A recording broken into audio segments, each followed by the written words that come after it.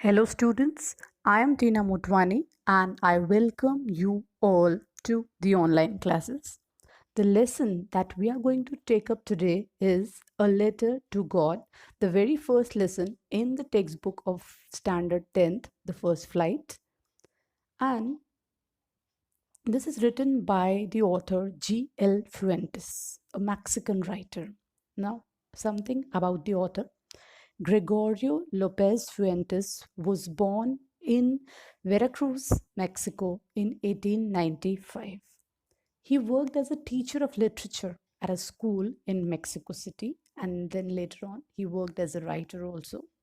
He is a very well known Mexican novelist, poet, and a journalist. Now, students, let's have a look at the glossary, the diction that has been used in this lesson. Crest, meaning top of a hill. Crest means top of a hill. Draped, covered. Draped means covered. Locusts.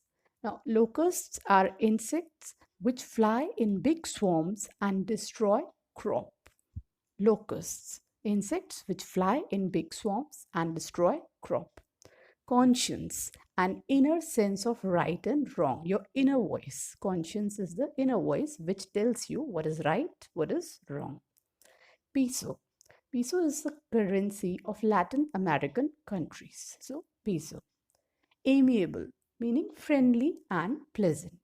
Amiable person. Downpour.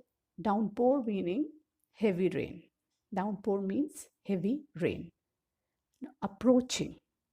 Approaching means coming or nearing, which is coming near. Approaching. Hailstones. Small balls of ice that fall like rain. Hailstones. Small balls of ice that fall like rain. Correspondence. Communication by writing. A written communication is called correspondence. Obliged, to be grateful, to be morally bound. Obliged, to be grateful, to be morally bound. Contentment, meaning satisfaction. No, you should be contented. Solitary, done or existing alone. A situation or condition of being or doing something alone. Solitary. Resolution, meaning determination or purpose. Resolution is your determination. Crooks, dishonest people. So a crook is a person who is dishonest. So that's all for the vocabulary part of the story. Now I'll give you a very short summary of the story. A Letter to God is the story of a farmer named Lencho, of his fate and help he received from God in his difficult times. Lencho was a farmer and he lived with his family in a house on a small hillock, the only house in the valley from where he could see his fields and the river. Now, one fine day, when he had already sown his field, he was waiting for the rain to occur. In the evening, it happened, and he was very happy because it would enable him to have a good harvest that year. And he compared the drops of rain to the coins. So he was waiting for the rain, and that day it rained, and he compares the raindrops to the coins. And we'll see the expression later on. What does it mean? He was satisfied with the rain, but suddenly a strong wind began to blow, and along with the rain, very large hailstones began to fall. It's really getting very bad now, Lencho exclaimed, and hoped it to pass away quickly. It did not pass quickly, and for an hour the hail rained. It covered the whole field and the valley, and the hailstorm ruined all his crops, and the corn was totally destroyed. And Lancho's soul was filled with sadness. That night, Lancho was talking to his family that all his work went for nothing and no one could help him. He had only one hope, help from God. So he decided to write a letter to God asking him to help him. and all he needed was 100 pesos to sow his fields again and to wait until the crop comes. So he wrote the letter to God, and the title, A Letter to God, comes here. On the envelope, what did he write? He wrote to God and he placed it in the mailbox. Now, the postman at the post office, finding such a letter, of course, it was very weird for him that a man is writing to God. So, at the post office, the postman found that the letter was very strange and he went to his boss laughing and he showed him the letter to God. Now, the postmaster was a fat, amiable person, friendly person. He also started laughing. He made fun of him first, but suddenly he turned serious and said, "What faith! I wish I had the faith of the man who wrote the letter." So he also wished to have such unshakable faith in God as the writer of the letter had. And who was the writer of the letter? Of course, Lencho, the farmer. Now, the postmaster came up with the idea of helping Lencho and answer the letter. Now, he collected some money from his co workers and he contributed too, but it was short of what Lencho had asked for. Lencho had asked for 100 pesos, but they could not collect this much money, together also they could not do that, and they could only collect 70 pesos. So 70 pesos he could collect. So after getting the collection, he put the money in an envelope addressed to Lencho and with it a letter containing only a single word as a signature. So he signed as God, as if God is sending the money to Lencho. Now, when the postman delivered the letter to Lencho, experiencing the contentment of a man who had performed a good deed, postmaster looked on from his office. So when postman was giving the letter, the envelope to Lencho, postmaster was just looking on from his office. Now, Lencho did not show any surprise. They were thinking Lencho will be surprised that God had sent the money, but he did not show any sign of surprise on seeing the money. Instead, he became angry when he counted the money because there were only 70 pesos and he had asked for 100. God could not have made a mistake, nor could he have denied Lencho what he had requested. Lencho immediately in the post office only wrote another letter to God and placed it in the mailbox. The moment he placed the letter in it, the postmaster went to open it. And what was written in that letter?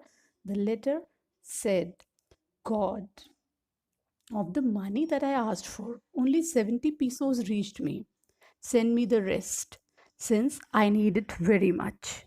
But don't send it to me through the mail because the post office employees are a bunch of crooks. Lencho. Then here the story ends. So here it is very ironical that the people at the post office helped Lencho and they contributed all that money, and the postmaster mailed it to Lencho, but Lencho considers them only as crooks. So sometimes it happens that we receive help from people and we doubt them only. So this is really ironical. The story ends on an ironical note. Now we'll see certain expressions which are used in the story, like the only thing the earth needed was a downpour or at least a shower. Now when a farmer sows his field, he wishes for a good rain so that the harvests are good and plenty. So Lencho also expected a downpour. These aren't raindrops falling from the sky, they are new coins. Now, this was a statement by Lencho, and Lencho is talking about the money he will receive in return of his crop when he sells it in the market. He is denoting the size of raindrops with that of the coins prevalent at that time.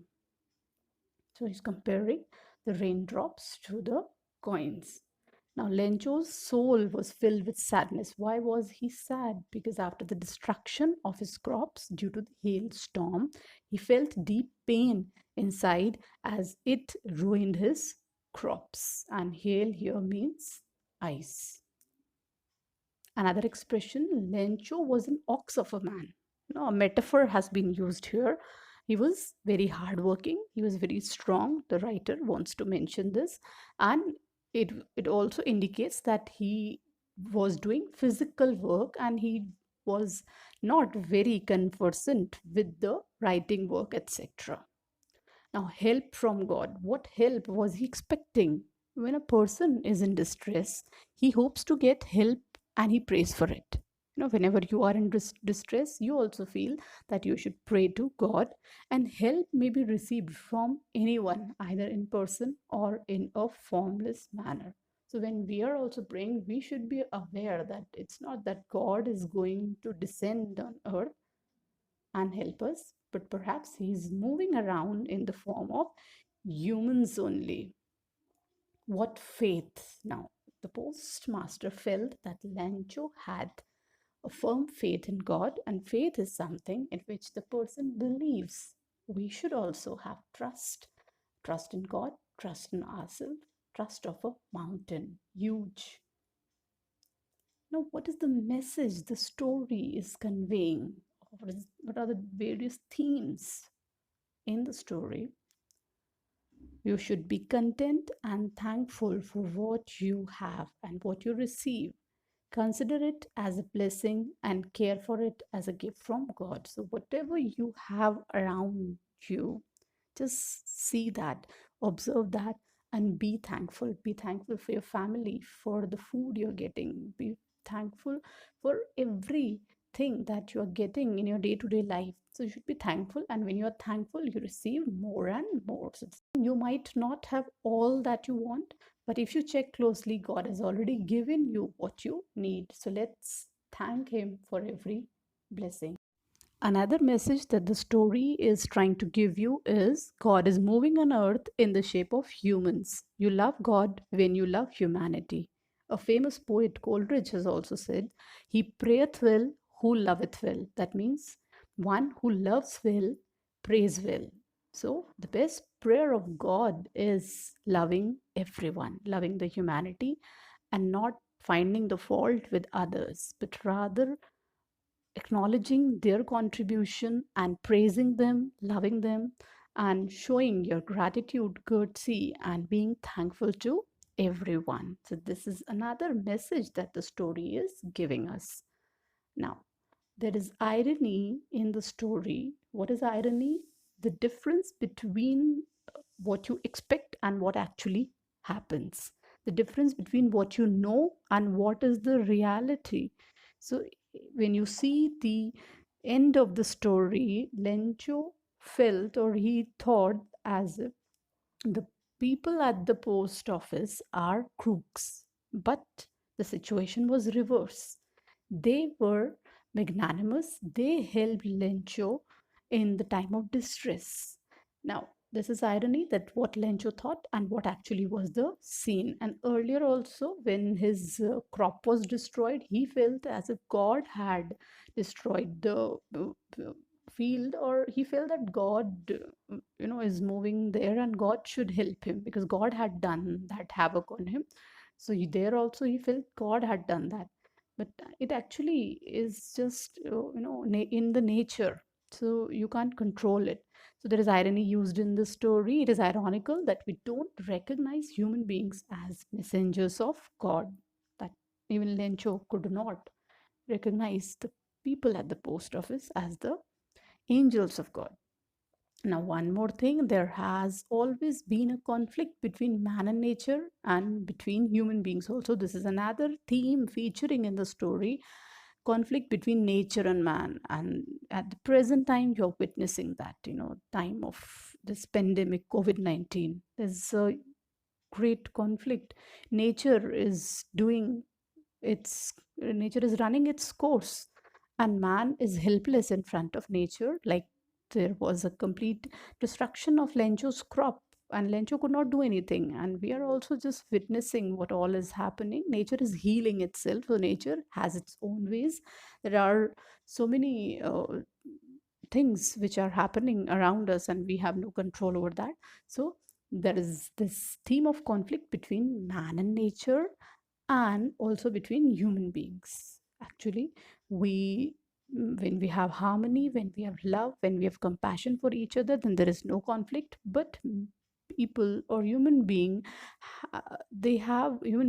have an instinct to have clashes with each other, because we try to perceive or see things from our perspective or our viewpoint, but we never, step ourselves in others shoes, and we never imagine or feel what they are feeling. So when we feel that, then every conflict is resolved.